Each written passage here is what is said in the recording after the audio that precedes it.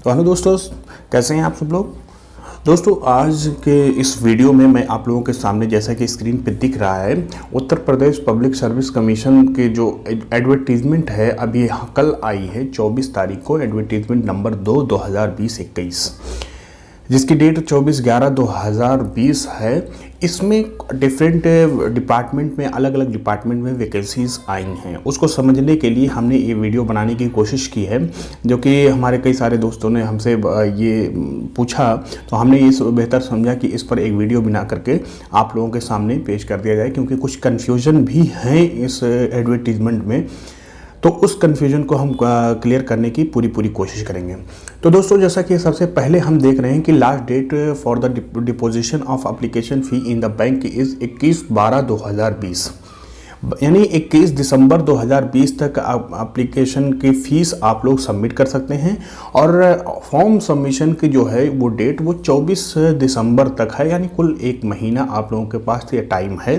तो उसको हम वेट नहीं करते हैं, सबसे पहले हम वैकेंसी को जा करके फिल करेंगे। लास्ट डेट की कभी वेट नहीं करनी चाहिए। तो दोस्तों, एप्लीकेशन प्रोसीजर तो यही है कि यूपीपीएससी की वेबसाइट पे आप जाइए, वहाँ पर एप्लीकेशन फॉर्म फिल करिए। फीस इसकी जनरल की 105 रुपये है, और जहाँ ओबीसी की भी 105 है, और एससी एसटी जो यहाँ पे फीस की पूरा चार्ट दिया गया है, एससी एसटी का आप लोगों का 65 और 25 हैंडीकैप का 25 रुपया फीस है। तो इसके जो ऑनलाइन फॉर्म फिल करने का प्रोसीजर आप लोग तो सभी जानते होंगे। बस ये एक चीज़ ये है कि आप लोग इसके प्रिंट लेकर के अपने पास ही सिर्फ रखिएगा, इसको भेजने की आवश्यकता बिल्कुल भी नहीं है। अब यहाँ पे देखते हैं कि किन किन डिपार्टमेंट में वैकेंसीज ये आई हैं। तो ये सबसे पहले यहाँ पे दिया है यूपी होम पुलिस डिपार्टमेंट में 2 वैकेंसी आई है। तो चलिए इसको ये देख, आप तो बहुत छोटा एडवर्टीजमेंट है, इसको देख सकते हैं आप। लेकिन हमारा मेन कंसर्न जो है department of higher education UP का है। डिपार्टमेंट ऑफ हायर एजुकेशन में असिस्टेंट प्रोफेसर की वैकेंसी ये जो आई है, तो यहाँ हम उसको डिटेल में देखते हैं कि कौन कौन से डिपार्टमेंट में वैकेंसी आई है और क्या क्या है। तो सबसे पहले ये चीज़ देखने की ज़रूरत है, यहाँ से हम पढ़ते हैं selection through direct recruitment for the post of assistant professor in government degree college. तो गवर्नमेंट डिग्री कॉलेज के लिए ये वैकेंसी है, ठीक है। असिस्टेंट प्रोफेसर की ये वैकेंसी है। इन द फॉलोइंग सब्जेक्ट ये जनरल रिक्रूटमेंट है, ठीक है। नेचर ऑफ द पोस्ट, यहाँ पे सबसे जो दिक्कत वाली बात यहाँ पे लिखी है कि गेजेटेड है, लेकिन या ऑब्लिक यहाँ पे दिया हुआ gazetted oblique temporary but likely to be permanent. अब दोस्तों, मोस्टली वैकेंसीज जो आती हैं गवर्नमेंट में, अक्सर उसमें ये टेम्परेरी बेस्ड पे ही सिलेक्शन दिया जाता है, क्योंकि 2 साल का जो प्रोबेशन पीरियड भी होता है। कभी भी हम ज्वाइन करें किसी भी गवर्नमेंट जॉब को, 2 साल प्रोबेशन पीरियड होता है। उसमें अगर हमारा परफॉर्मेंस सही रहता है तो 2 साल के बाद हमें परमानेंट के लेटर दिया जाता है, या कहीं कहीं होता है 1 साल के लिए होता है, जैसे यूनिवर्सिटी में 1 ही साल का होता है, और इसी तरह से कॉलेज या स्कूल में 2 साल का होता है। तो 2 साल का जो प्रोबेशन पीरियड है उसको कंप्लीट करने के बाद ये परमानेंट पोस्ट हमारी हो जाती है। और कभी कभी क्या होता है कि कोई वैकेंसी होती है गेजेटेड या इस तरह से कॉन्ट्रेक्चुअल होती है, एडहॉक बेसिस पे होती है, लेकिन उसको बाद में परमानेंट कर दिया जाता है। तो इसमें ज़्यादा फंसने की ज़रूरत नहीं है। इस वैकेंसी को आप लोग परमानेंट वैकेंसी ही मान के चलिए और उसी हिसाब से तैयारी करिए। अब दोस्तों, यहाँ पे सब्जेक्ट जो है कुल 19 सब्जेक्ट में वैकेंसीज आई हैं। 19 सब्जेक्ट में यहाँ डिटेल वैकेंसी दी हुई है कि इकोनॉमिक्स में कितनी पोस्ट हैं। टोटल वैकेंसी पहले नंबर पे दे दी गई है कि टोटल 5 हैं। अब उसमें कैटेगरी वाइज के अलग अलग डिवाइड किया गया है।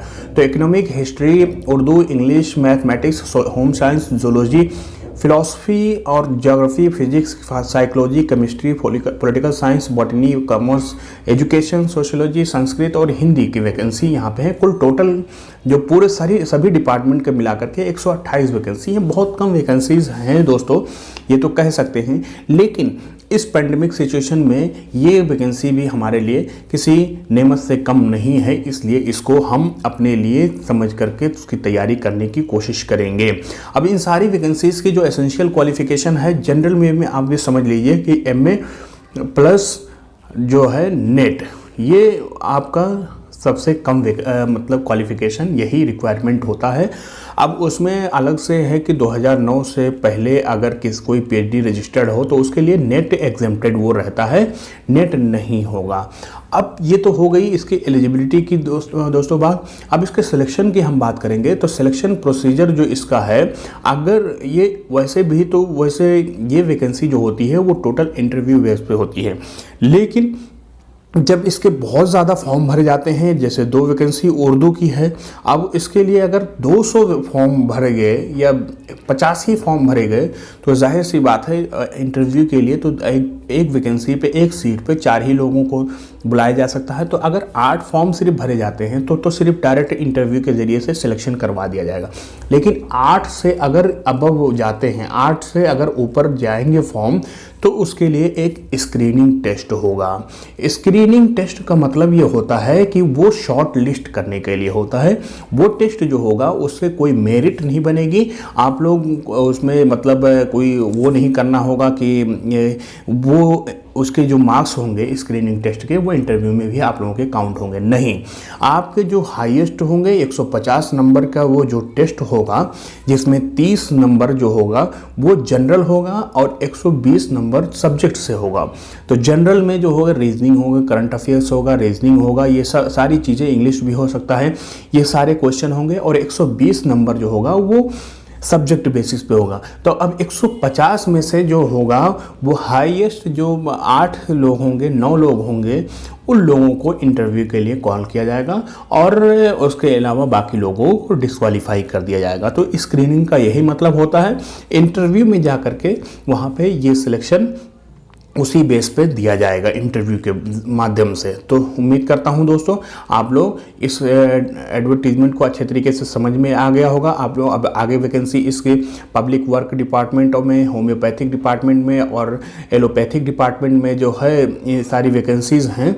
तो ज़्यादा डिटेल में न जाते हुए, बहुत लंबे चौड़े ये एडवर्टीजमेंट है, ज़्यादा डिटेल में न जाते हुए आप लोगों को बेस्ट विशेष कहूँगा, आप लोग इसको मौका समझिए। 2 वैकेंसी अभी इसमें भी आई है उर्दू के, और इससे पहले राजस्थान में भी 4 वैकेंसीज़ आई थी, जिसमें से 3 जनरल की थी वैकेंसी। तो इस तरह से वैकेंसीज़ अब आनी शुरू हो गई। अभी जैसा कि UP Uttar Pradesh senior secondary board में भी वैकेंसी अच्छी खासी आई थी, लेकिन अभी कुछ देर के लिए वो हॉल्ट कर दी गई है वो वैकेंसी। बस जल्द ही इसी महीने में, हो सकता है दिसंबर में, वो वैकेंसी फिर से रिलीज कर दी जाए।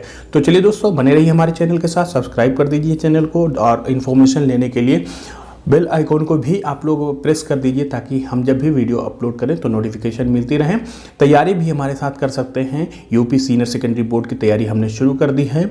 हमारे चैनल के साथ जुड़ सकते हैं, अपने क्वेरीज, अपने क्वेश्चन आप हमें पोस्ट कर सकते हैं, हम उसको दूर करने की पूरी कोशिश करेंगे। Thank you.